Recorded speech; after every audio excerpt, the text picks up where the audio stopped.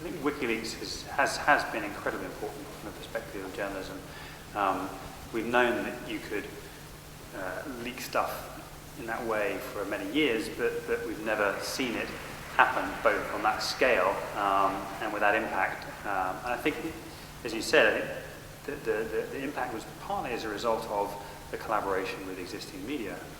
WikiLeaks had been around for 4 years, had some really quite important stories from around the world, but hadn't sort of gained traction. But when it made the deal with the Guardian, the New York Times, Der Spiegel, all of a sudden, the combination of traditional journalism with this astonishing amount of data was immensely powerful.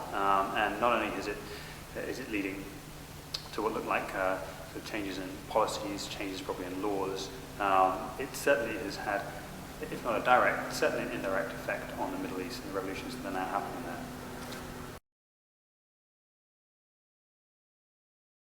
Journalism has been around for a long time. People have maybe not to the degree that it does now, but certainly people have been producing press releases and trying to promote their products and services through the mainstream media for a long, long time. But over the last decade, we've seen a significant growth. We've seen the PR industry become a lot bigger and a lot more professional, such that there is huge amounts of PR material out there. And quite a bit of this is getting into the mainstream media. And certainly going by the figures from Nick Davis and Cardiff University, they suggested over half the news articles in the press have partial or significant amount of press release material in them.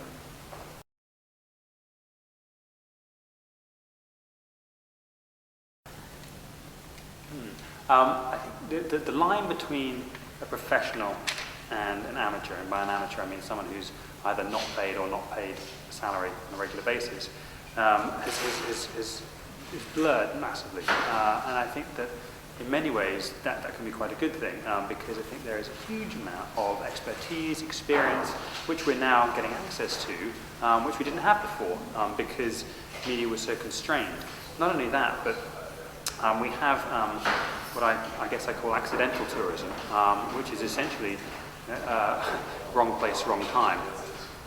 So people who are there when the explosion happens, people who are there when there is a pile-up, and who take a picture of it and send it in, or who record it on their phone and send it in. And the degree to which that's not journalism, it's crazy. And it's reporting, so it's an aspect of journalism. There are clearly things that journalists do very, very well, and that they're very experienced at and trained at, and have a kind of an ethical experience at. But equally, there are lots of aspects of journalism that anyone can do.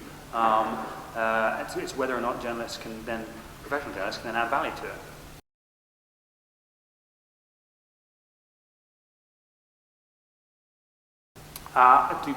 Do both. I mean, I think that in the same way as I have a blog and a Facebook profile and a LinkedIn profile, you absolutely you ought to have your own blog, because you have complete control over that and you can say what you like on that. But also, it's quite good to have a sort of common space where there is also a common format and there's common information, and you're prompted to give certain types of information, so that it's both easily accessible and easily comparable. Because imagine if you were an editor looking to employ a new journalist, it's an awful lot easier to go to journalists and compare people than it is to try and trawl around lots of individual blogs and people. Some people have information, some people don't. You don't know, on what basis the information was put there, etc. So I think do both.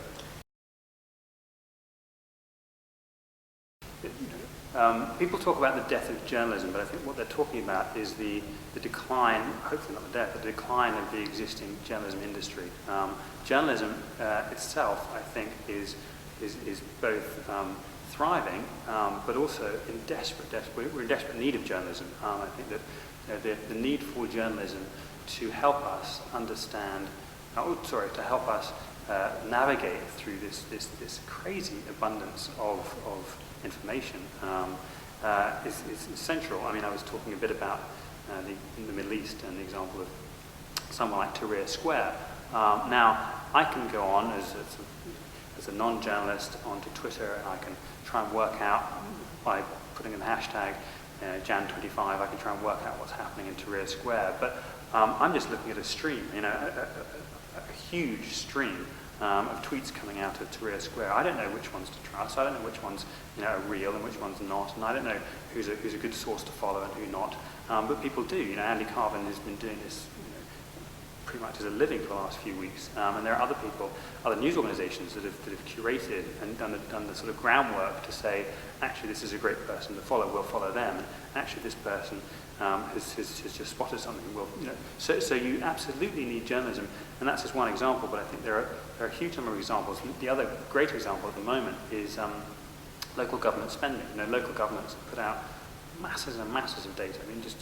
Just oodles of data about their spending. But who's going to analyse it? If you don't have people who are doing journalism, and I'm not distinguishing between someone who's working for a national paper or a local paper or is an amateur or a professional. I'm just saying, if you don't have someone doing journalism on that and analysing it, and trying to work out what they're spending and work out who the suppliers are and stuff, then nothing's going to happen with it. It's just going to sit there. It's just going to sit there in a great big file. Sort of three principles by which we work: quality, transparency, and accountability. So we try and encourage and help quality, particularly through the Orwell Prize. We run the Orwell Prize for political writing, which is a prize for journalism and a book and for a blog, to highlight really political in the wider sense, small p political. We do our best to make journalism more transparent and accountable through Journalisted and now through the website Journalism. And we've done quite a lot of research on the press self-regulation and the whole framework of regulation and how we think that needs to change to sort of take account of the 21st century world we live in. So there's a bunch of other stuff, but that gives you an idea.